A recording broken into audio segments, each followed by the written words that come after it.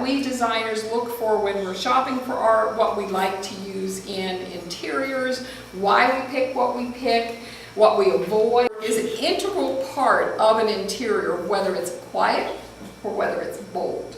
Doesn't matter, either way, it's not something that we ignore. It's as important as the sofa, as the window treatments, as the rugs, everything. Standardizing your canvas size is a good thing from my point of view because I like groupings. I like to be able to put groupings together in a room. They serve a very important purpose.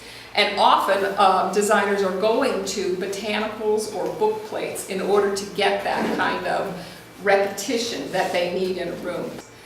But authenticity is what gives, in my view, an interior richness, character, elegance. It can be casual, it can be bohemian, but it's authentic.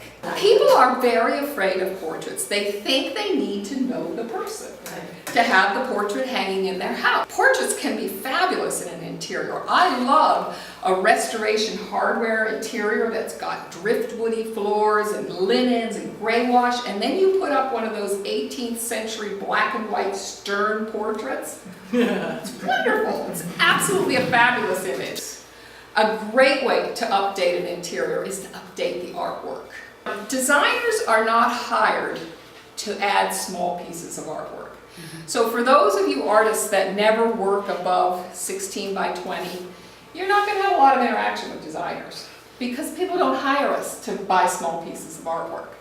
Abstract in large pieces in homes is very popular. Designers like the yin-yang of contemporary and abstract.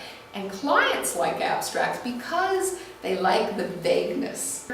I like work under glass, but it doesn't substitute for an oil.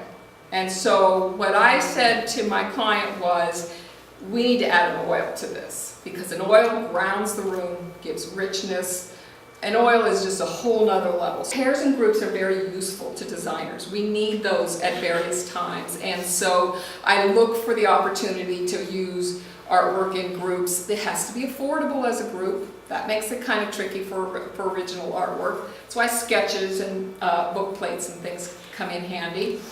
Your art should stand alone. Doesn't need a lot of flu. In fact, I prefer it unframed. Let me decide what to do with it, how to work it into the home. Sometimes the frame it needs to work with the case goods and the finishes and things that are in the home. So I prefer unframed works, modestly framed works, easy to. I'm happy to take the frame off and reframe it for my client. The big black frame. Plein air artists love to use big black frames. It's a tradition in that kind of artwork. It does show off and add richness to art. It's very hard to place in an interior. A big black frame is a sock in the eye. I don't matte all the time. Matting makes things bigger. Sometimes we don't want them bigger, you know? So I try not to fall into those rules of that watercolors have to be matted or that photography has to be matted.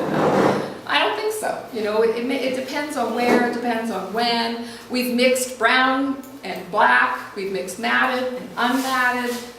It's what works in the space. And when I have somebody who does have a collection, we play the room down and we let the artwork be the main thing. So the upholstery is all neutral, matches the floor.